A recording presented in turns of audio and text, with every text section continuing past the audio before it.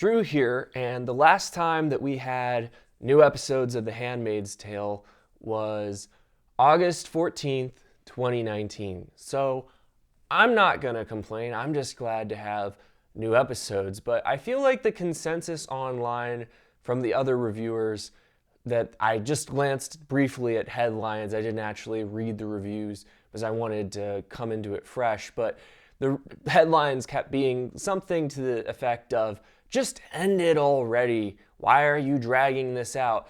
And to me, it's interesting because I feel like this is the pitfalls of being a professional reviewer as opposed to just being someone who is a casual TV watcher. Because if you're being paid to review stuff that you don't like, then you're going to complain more. And if you're just coming into a show like Handmaid's Tale because you like watching TV and that's why you're watching it and that's why you're reading reviews and that's why you're reading recaps, you might be a little bit like, well, why are you watching it if you think it should just be over? Don't you enjoy watching TV? And as someone who actually enjoys this show, I thought the premiere was pretty good. I can understand that they've basically made their point, like there's nothing really new to say this season, but from a narrative perspective, I'm always engaged. And the stylistic excellence is just here in abundance from the opening scene. And I am going to have spoilers. Sometimes when I do the first review of a show, I don't do spoilers. But this time out, I feel like, if you're watching this, it's because you just watched the premiere most likely. So if you haven't watched the premiere, maybe come back after you have. But the opening episode, Pigs, it's directed by Bruce Miller.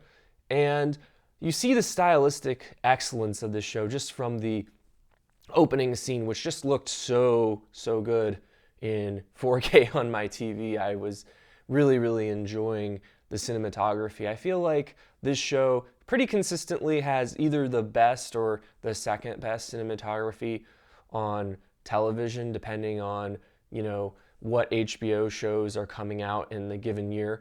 And it's so you just enjoy watching every shot. And this opening montage with the music playing and the cross-cutting, I love the way that this show tells the story.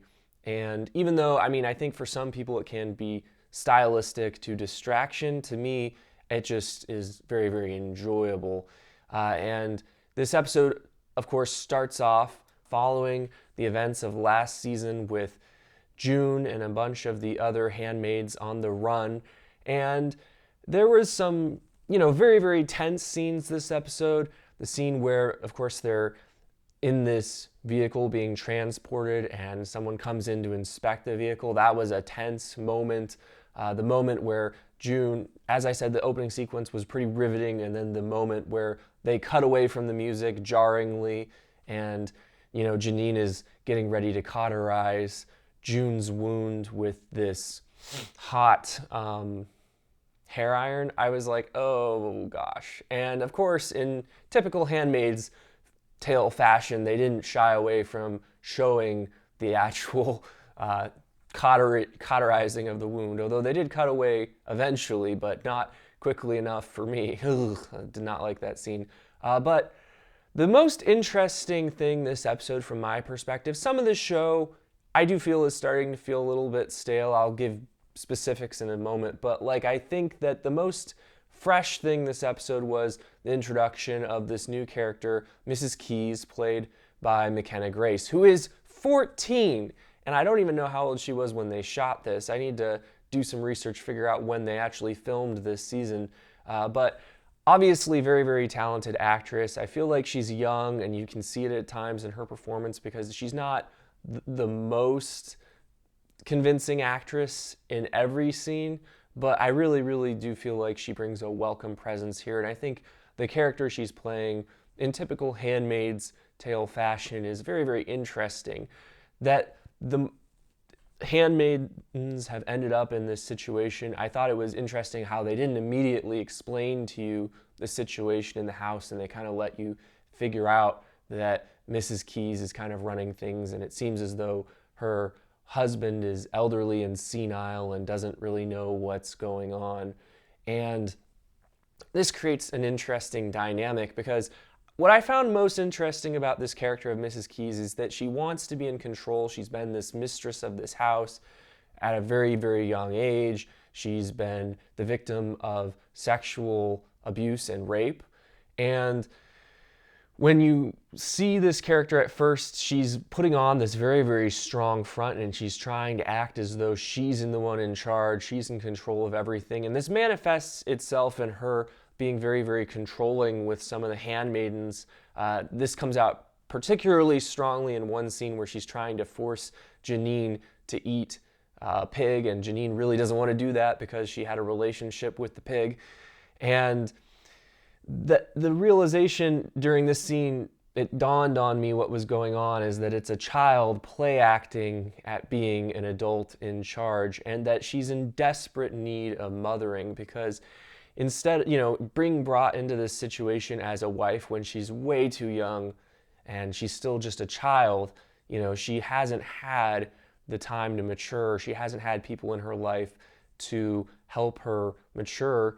And the final scene of this episode brought tears to my eyes as she comes in to the room and lies down on the bed, still covered in the blood of this man who had been one of the people who raped her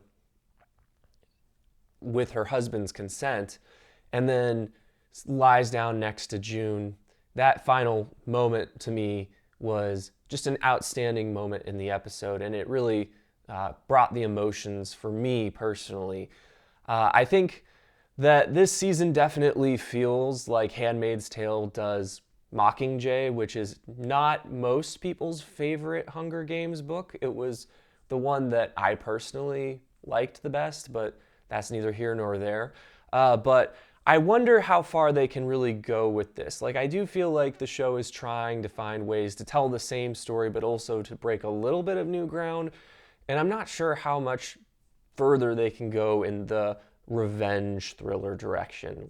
They do make some graceful touches where they didn't quite show the violence being enacted against this man who, in the past has been one of the victimizers of the handmaidens. I appreciated that they cut away without getting too brutal, and some of it was just implied.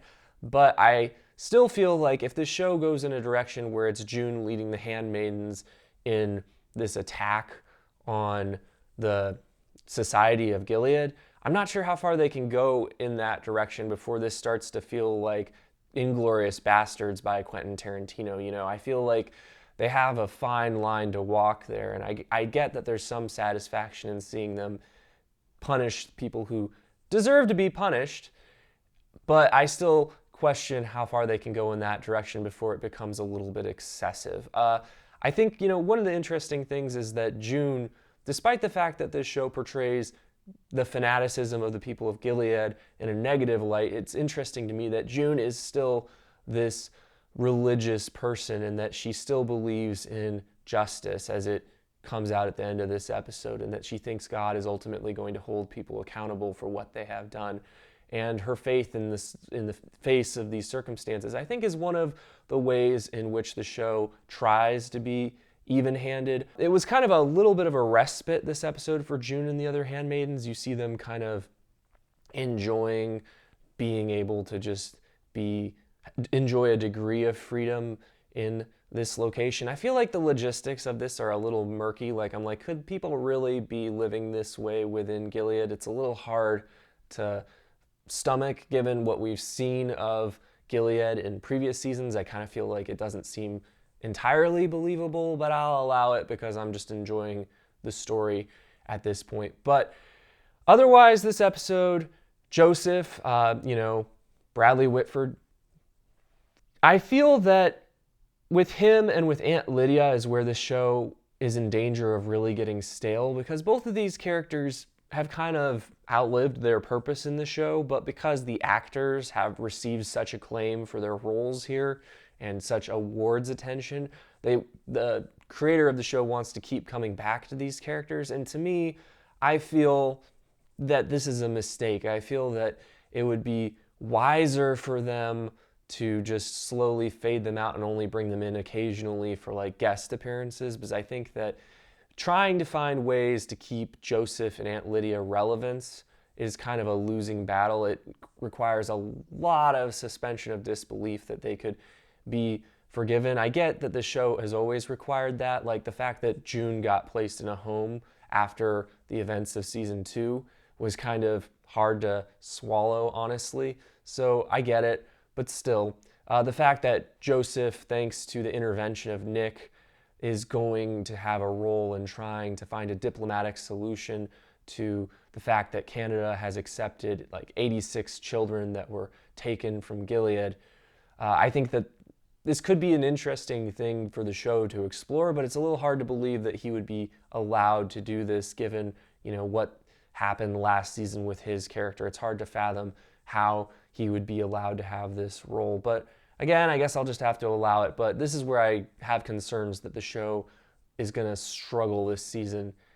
I think Aunt Lydia, it's similar. Like, she gets chastised by the men on this panel this season for not seeing what was about to happen with the handmaidens and their daring escape. And to me, it's like, again, I just don't think she would be allowed to have a role anymore after what happened last season. And it feels a little bit shoehorned in, even that she's allowed to suggest to them that they should bring June to her.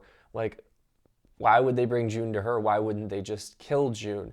Now, having read the Testaments, I'm a little uncertain how they're going to handle this character going forward, because there's some revelations about this character in Margaret Atwood's sequel to The Handmaid's Tale, The Testaments, that kind of changes her a bit, and there's some things about her that I don't really feel like they're portraying. And they've, announced that they're going to make a version of the Testaments, which I question. I'm like, how many different Handmaid's Tale things can you do? I think this is like the tendency of all streaming services now is to double down on the shows that are working. That's why you have so many seasons of Walking Dead and so many spin-offs. And then you've got CBS All Access basically just making Star Trek shows across the board, and HBO is like, we're going to do way more Game of Thrones. And I think that there's a danger that all these shows will just become oversaturated to the point that most of us will just be like, meh, every time there's a new show. But at this point, I'm not there, but I could definitely see myself getting there, especially if Bruce Miller gets the 10 seasons that he wants for this show. But I tend to think that as this show lingers on and as the applause fades and as it stops getting awards attention, I do wonder if the plan won't change and they won't figure out a way to bow out gracefully, because I feel like they can't keep doing this forever. And I certainly don't think they can keep doing this forever with June as the protagonist. At some point, they're going to have to switch leads, I think. So those are my thoughts on the first episode of season 4 of Handmaid's Tale, Pigs. Let me know what you thought in the comments. If you're interested in seeing other reviews on this channel, please consider subscribing. And as always, thanks for checking in to hear what I thought.